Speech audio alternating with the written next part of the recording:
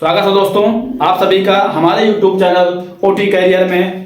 दोस्तों रोज की तरह एक नया टॉपिक आज हम लेकर हाजिर हुए हैं। अभी तक हम आपको बताए थे ओटी से रिलेटेड, और आज का जो हमारा एक नया टॉपिक है, एक डिजीज है जो कि बहुत ही मोस्ट कॉमन हो गया है आजकल मेल में देखने को मिल रहा है कि अधिकतर सबको हाइड्रोसील की शिकायत हो रही है। तो दोस्तों आज हम जानेंगे कि हाइड्रोसील क्या है, हाइड्रोसील कैसे होता है, हाइड्रोसील कैसे पहचाना जाएगा हाँ ये हाइड्रोसील है, उसका डायग्नोसिस क्या है, उसका ट्रीटमेंट क्या है और कैसे वो ठीक होगा।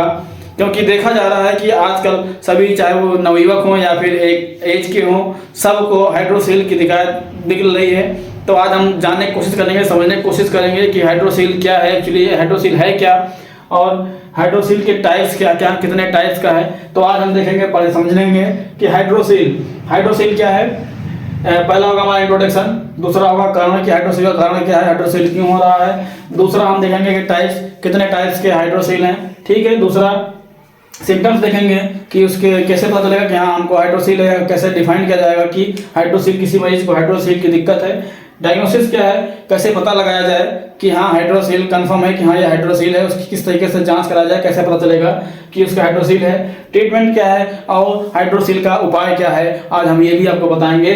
तो देखते हैं दोस्तों हाइड्रोसील क्या है। हाइड्रोसील में पहला हमारा इंट्रोडक्शन। हाइड्रोसील क्या है, किसी भी मरीज, जब मेल पेशेंट को या किसी आदमी को जब उसके स्क्रूटम के चारों तरफ एक साइक बन जाता है, उस साइक में बॉडी फ्लूइड भर जाता है, तो उसे हम कहते हैं हाइड्रोसील, ठीक है। उसी को हम हाइड्रोसील बोलते हैं, मतलब collection of fluid in the testicles, ठीक है। टेस्टिकल्स के चारों तरफ एक साइक बन जाए जिसमें पानी भर जाए, ठीक है, एक पानी की थैली बन जाती है टेस्टिकल्स के चारों तरफ, तो वो हमारा हाइड्रोसील हो जाता है, ठीक। उसको हम हाइड्रोसील कहते हैं, ठीक। दूसरा क्या है कि हमारा टाइप्स, कितने तरीके के हाइड्रोसील होते हैं, ठीक। किसको किसको हाइड्रोसील देखा जा रहा है। हाइड्रोसील अधिकतर न्यू बॉर्न बच्चों में ज़्यादा देखा जाता है कि हाँ न्यू बच्चों में, जो बच्चे अभी जन्म ले रहे हैं उनमें हाइड्रोसील ज़्यादा पाया जा रहा है, ठीक है। दूसरा किसको हो रहा है, जिनको इसका कारण क्या है, जैसे किसी भी पेशेंट में है उसको चोट लग गई है या इंजरी हो गई है, इस केस में भी हाइड्रोसील होने के चांस ज़्यादा रहते हैं, ठीक। दूसरा न्यू बॉर्न बेबी में ज़्यादा रहता है। दूसरा क्या है, किसी को चोट लग जाए, किसी भी एज में किसी को चोट लग जाए अगर टेस्टिकल्स में, तो उसमें भी बॉडी फ्लूइड बनने का डर रहता है और हाइड्रोसील बन सकता है। दूसरा अधिकतर 40 साल के बाद में भी पेशेंट को हाइड्रोसील बनने के चांसेस ज़्यादा रहते हैं, ठीक। तो हम देख रहे हैं कि हाँ भाई कारण क्या है, इसका कोई ऑथेंटिक कारण नहीं है, अधिकतर वही है कि या तो न्यू बॉर्न में हो गया, जेनेटिक हो जाता है, या फिर दूसरा क्या है हमारा अभी इंजरी के माध्यम से इंजरी हो गई तब भी हाइड्रोसील होने के चांसेस बढ़ जाते हैं, ठीक। दूसरा टाइप्स क्या है, टाइप्स में हम देखते हैं कि हाँ कितने तरीके का होता है। टाइप्स में हमने देखेंगे 2 टाइप्स का होता है, communicating and non communicating hydrocele. पहला है हमारा कम्युनिकेटिंग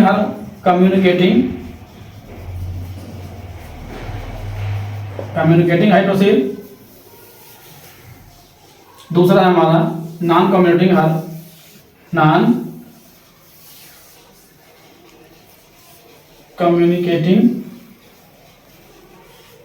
हाइड्रोसील,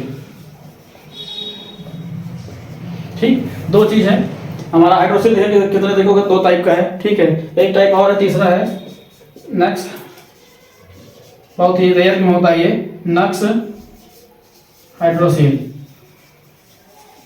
ठीक। तो 3 तरीके का हमारा हाइड्रोसील होगा। एक है हमारा कम्युनिकेटिंग हाइड्रोसील, दूसरा हमारा नॉन कम्युनिकेटिंग हाइड्रोसील और तीसरा है हमारा नक्स हाइड्रोसील। कम्युनिकेटिंग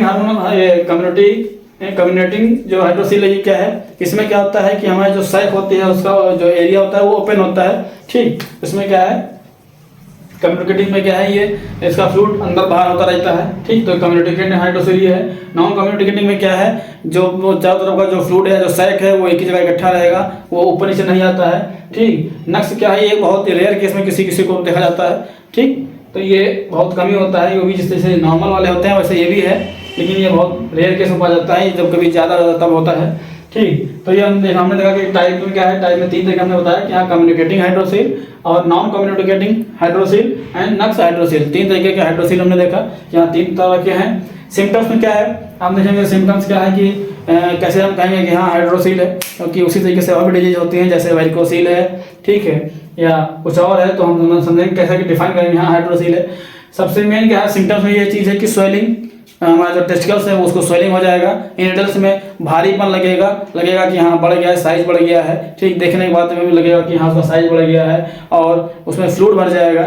तो नॉर्मल जो साइज होता है वो साइज थोड़ा डिफरेंट हो जाएगा, तो आपको लगेगा हाँ हमारा हैवीनेस लग रहा है, तो उसको हम कहेंगे कि हाँ आपको हाइड्रोसील की दिक्कत है, या आप जाइए डॉक्टर्स को दिखाइए या संपर्क करिए उनसे, ताकि आपको अच्छी सलाह मिल जाए, ठीक। डॉक्टर साहब कंफर्म कर देंगे कि हाँ आपको हाइड्रोसील की दिक्कत है या नहीं दिक्कत है, या हार्निया है या वेरिकोसील है या हाइड्रोसील है, वो डॉक्टर आपको सलाह देगा कि क्या चीज़ है इसको, ठीक। तो सिम्टम में क्या है, स्वेलिंग हो जाएगी, हैवीनेस लगेगा या ठीक है, जिससे आपको लग सकता है कि हाँ इसमें हमको हाइड्रोसील की दिक्कत है।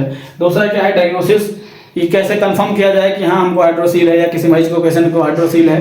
तो उसके लिए सबसे प्रॉपर तरीका है फिजिकल एग्जामिनेशन। आप डॉक्टर्स को दिखाइए, डॉक्टर्स उसका फिजिकल एग्जामिनेशन करेगा, ठीक। वो डिसाइड करेगा कि हाँ आपको हाइड्रोसील की दिक्कत है या नहीं दिक्कत है, ठीक है।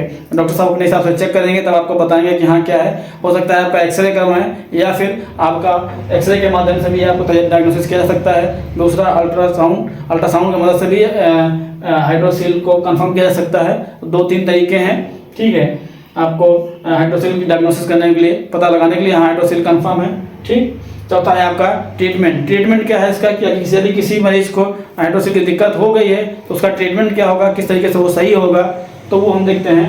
यदि न्यू बॉर्न में है, ठीक है, न्यू बॉर्न में क्या है, न्यू बॉर्न बेबी में क्या होता है, ये तो पेनलेस है, ठीक है, दर्द नहीं होता है, सिर्फ फ्लूइड भरा रहता है, तो ये कभी कभी अपने आप सही हो जाता है, या फिर यूरो सर्जन को दिखाना होता है। 2 चीज़ें हैं, न्यू बॉर्न में अधिकतर अपने आप भी सही हो जाता है, या फिर आप यूरो सर्जन को दिखा सकते हैं, उनसे सलाह ले सकते हैं न्यू बॉर्न के लिए। दूसरा क्या है, ट्रीटमेंट हम जानते हैं। ट्रीटमेंट में क्या है, पहला है आपका सर्जरी कर सकते हैं आप। सर्जरी जो फ्लूइड सैक बना है वो आप निकलवा दीजिए, ठीक। सर्जरी है, पहला ऑप्शन सर्जरी है कि ट्रीटमेंट करने के लिए आप सर्जरी करवाइए। सर्जरी में थोड़ा सा टाके चीरा लगा करके उसका जो फ्लूइड सैक भरा वो पूरा निकाल दिया जाता है, तो एक तरीके से ये वहाँ सर्जरी करवाएं। दूसरा क्या है, एस्पिरेशन, ठीक, निडल एस्पिरेशन, निडल की मदद से, निडल एस्पिरेशन में क्या है, एक निडल इंसर्ट की जाएगी, जो सैक बना हुआ है उसमें एक निडल इंसर्ट की जाएगी, और जो भी वहाँ पे फ्लूइड इकट्ठा हुआ है उस फ्लूइड को एब्जॉर्ब कर लिया जाएगा, उस सैक को सैक कर लिया जाएगा, उसके बाद उसको दवाएं दी जाएगी ताकि वो पुनः अपने रूप में सही हो जाए, ठीक है। तो 2 तरीके हैं, सर्जरी कराइए आप या फिर निडल एस्पिरेशन करें। डॉक्टर सलाह देगा आपको क्या करना है, आप सर्जरी करवा सकते हैं, निडल एस्पिरेशन करवा सकते हैं, जिसकी मदद से आपका हाइड्रोसील सही हो जाए, ठीक। तो दोस्तों एक संक्षिप्त में हमने जाना कि हाइड्रोसील क्या है, छोटे शब्दों में जाना हमने हाइड्रोसील क्या है, देखा कि हमने किसका कारण क्या है, कैसे होता है। हमने बताया कि इंजरी इसका मेन माध्यम है, या फिर बच्चों में पाया जा सकता है, 40 साल के वेद में ज़्यादा पाया जाता है।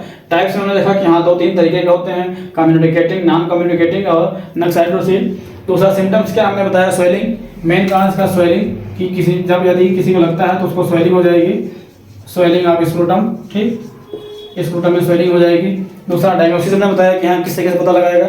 डायग्नोसिस में क्या है, आप डॉक्टर को दिखाइए, डॉक्टर अपना एक्सरे की मदद से या फिर अल्ट्रासाउंड की मदद से या फिर फिजिकल एग्जामिनेशन की मदद से आपको कंफर्म करेगा कि हाँ आपको हाइड्रोसील की दिक्कत है, ठीक। उसके बाद ट्रीटमेंट क्या है, ट्रीटमेंट हमने बनाया आपको, ट्रीटमेंट इसका 2 तरीके से, या तो आप सर्जरी करवाइए या फिर आप निडल एस्पिरेशन करवाइए। वो डॉक्टर साहब अपना बताएंगे कि किस तरीके से आपको बेहतर होगा, अच्छी सलाह वो देंगे, ठीक है। दोस्तों आज का हमारा ये टॉपिक कैसा लगा आपको, आप हमें कमेंट करके बताइएगा कि हाइड्रोसील कैसा समझाया मैं आपको।